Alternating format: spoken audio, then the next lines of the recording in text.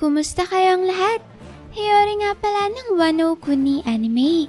Ito na famang pinakahihintay nating nag-aapoy ng mga patikim para sa pinaka-latest chapter ng final saga ng One Piece. Sana pala'y i-like yung video to at sana huwag niyong skip kahit yung maikling ads lang dahil sobrang laking tulong na nito sa akin at sa ating channel.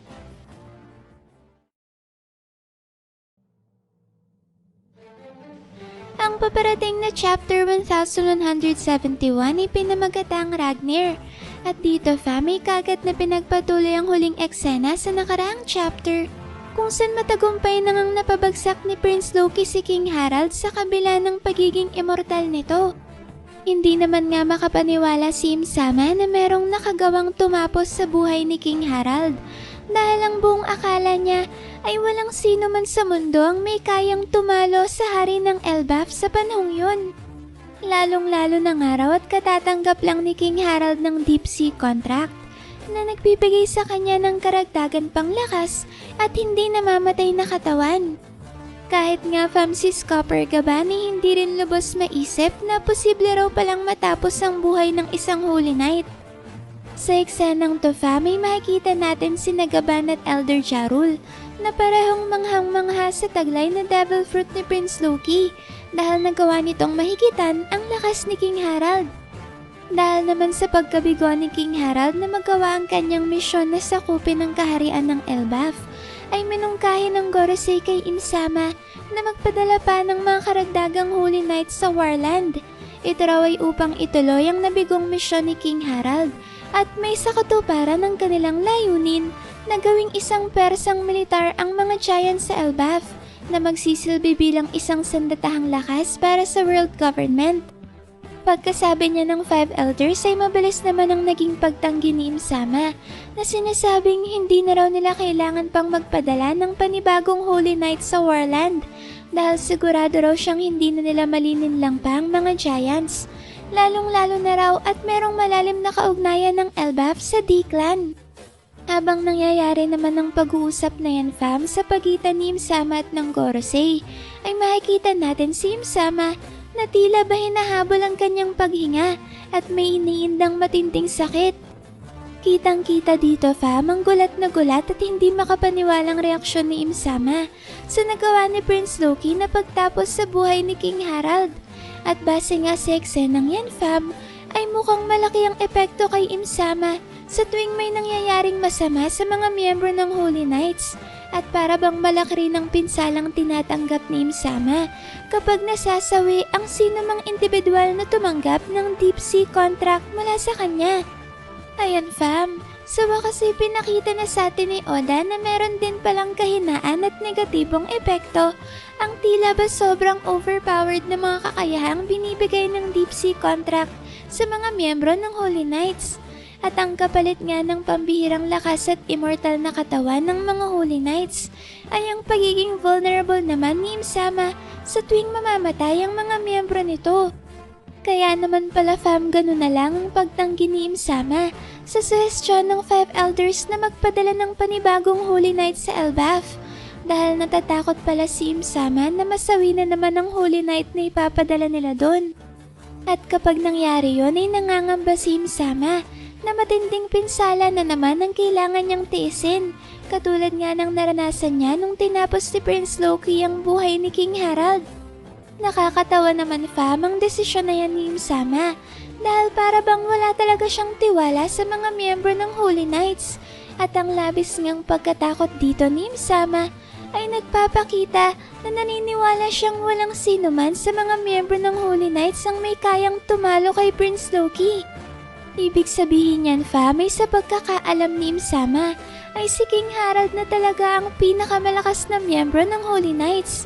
Kaya naman iniisip ni Im-sama na kung ang pinakamalakas niyang ang tauhan ay walang nagawa laban kay Prince Loki, ay mas lalo namang lalampasuhin ng Accursed Prince ang mga natitirang miyembro ng Holy Knights dahil mas mahina ang mga ito kumpara kay King Harald. Yan na siguro ang dahilan kung bakit matagal na naghintay si Im-sama at sa kasalukuyang takbo lang ng kwento ulit siya nagdesisyong muling magpadala ng mga Holy Knights sa Warland para ituloy ang pagsakop dito. Nakarating siguro kay Im-sama ang balita na natalo ni Shanks si Prince Loki at kasalukuyan nga itong nakabilanggo at nakakadena ng Sea Prism Stone sa mismong pulo ng Treasure Tree Adam sa underworld ng Elbaf. Grabe fam, no? Talagang nakakamanghang isipin na gano'n na lang pala talaga ang takot ni Im-sama kay Prince Loki dahil hinintay pa niyang may makatalo sa Cursed Prince bago siya ulit gumawa ng aksyon para atakihin ang Warland.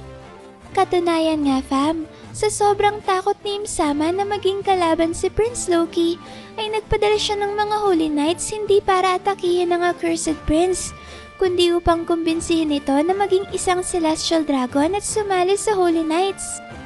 Malas lang ni Im-sama at hindi katulad ni Prince Loki ang kanyang ama na madaling linlangin at paikutin. Kaya naman imbes nga na magpautoke na Saint Shamrock at Ganko, ay inalipusta pa ng Accursed Prince ang mga Holy Knights at sinabing ang lahat ng mga Celestial Dragons ay mas mababa pa kaysa sa isang basura. Nakakabilib talaga ang ginawa dito ng Accursed Prince fam at talagang masasabi nating karapat-dapat talaga siyang maging crew ni Luffy. Lalo na at sobrang tindi talaga ng kanyang pinagdaanan simula pa nung siya ay isinilang. May kukumpara nga natin kay Robin ang nakakalungkot na kwento ni Prince Loki dahil pareho silang itinakwil at kinumuhian ng mundo na kanilang ginagalawan. At sana nga fam, sa dulo ng Elbaf arc ay maranasan na rin ng Accursed Prince ang kagaya ng naranasan ni Robin na sa kabila nga ng pagtaboy sa kanila ng buong mundo ay meron pa ring isang Luffy at Straw Hat crew na tatanggap sa kanya ng buong puso, maging sino man o ano pa man ang masamang sabihin ng iba. Sa pagpapatuloy naman ng spoilers fam ay sa puntong ito na sa wakas nagtapos ang napakahabang flashback at ngayon ay bumalik na sa kasalukuyan ng kwento. Mukhang hindi na sinama ni Oda ang laban sa pagitan ni Shanks at Prince Loki at kung paano nagawa ni Red Hair na mapabagsak ang individual na labis na kinakatakutan ni Im-sama. Ngayon naman fam na nailahad na ni Prince Loki ang buong katotohanan tungkol sa pagkamatay ni King Harold, ay kagad na humingi ng tawad ang kanyang nakatatandang kapatid na si Hyrodin.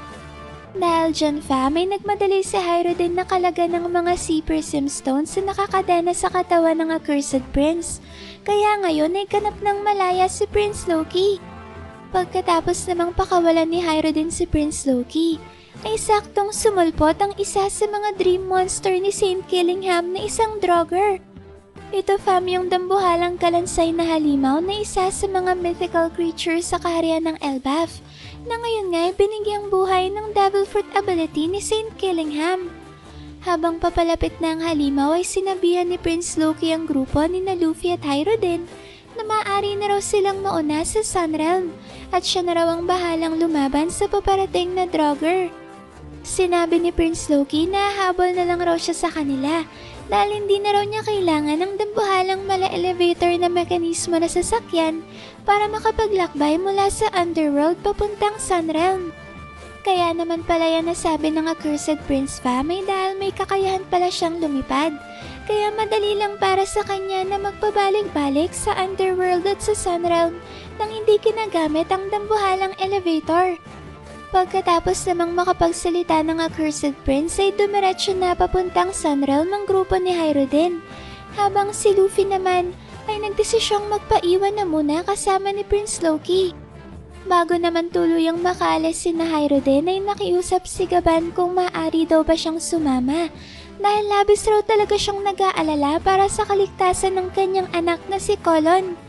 Naintindihan naman ito ni Sanji, kaya nagmagandang loob itong kargahin si Gaban sa kanyang likuran at isama papuntang Sunrealm. Ayan fam, siguradong mangyayari na ang pinakihintay nating super power up ni Sanji. At ngayon nga na ang mismong kaliwang kamay na ng Pirate King ang kanyang kasama, ay siguradong magkakaroon na si Blackleg ng kanyang sariling training arc sa ilalim ni Scupper Gaban.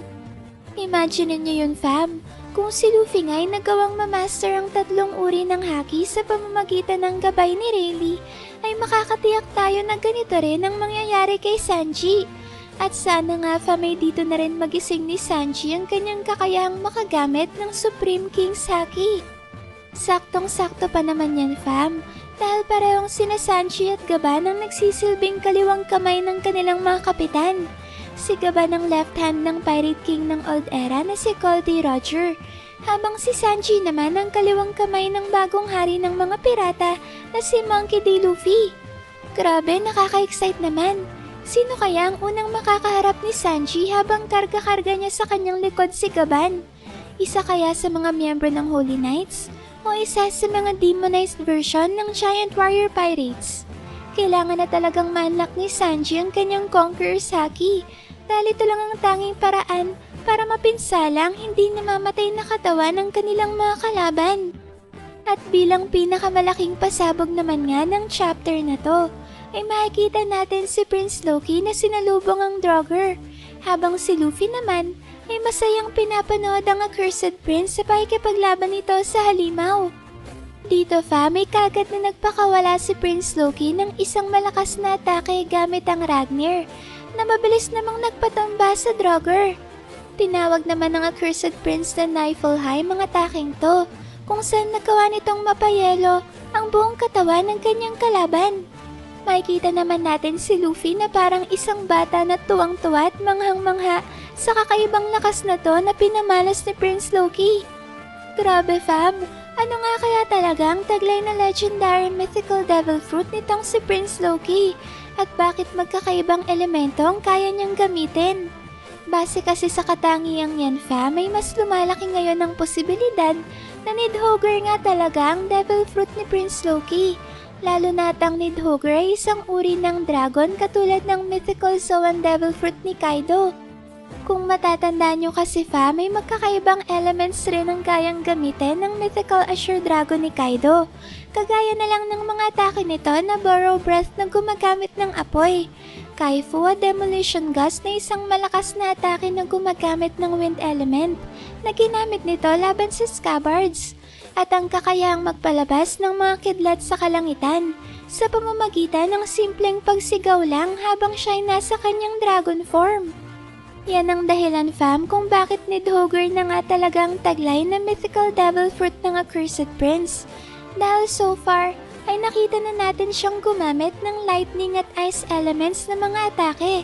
Dalawang magkaibang elemental attacks na tanging mga mythical dragon Zoan pa lang ang nakakagawa sa One Piece. Sobrang nakaka-excite talaga fam ang mga susunod na mangyayari sa kwento. At dahil nga kasama ni Prince Loki si Luffy na nagpaiwan sa Underworld, ay siguradong magkasama rin ang dalawang ito na aakyat papuntang Sunrealm. Ibig sabihin yan fam, ay malapit na nating makitang lumaban ng magkasama sina Luffy at Prince Loki. Kaya naman sana'y si Im-sama ang kanilang unang makaharap, nang sa gayon ay matinding bakbakan na kaagad ang ating masaksihan. Kapag nangyari yan fam, ay baka dito na rin i-reveal sa atin ni Oda na ang devil fruit talaga ni na Luffy at Prince Loki ang tinutukoy ni Rocks na kanyang kailangan para mapabagsak si Im-sama at ang world government. Sobrang astig nun fam, dahil wala ngang kamalay-malay si Prince Loki na siya pala mismo ang tutupad sa pangarap ng kanyang iniidolo.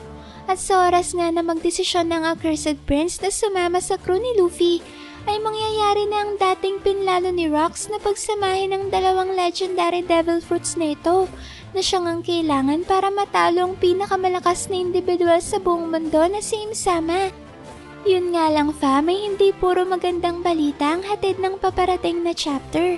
Dahil sa kasamang palad, ay magkakaroon ulit ng break ang One Piece manga pagkatapos lumabas ng chapter 1171.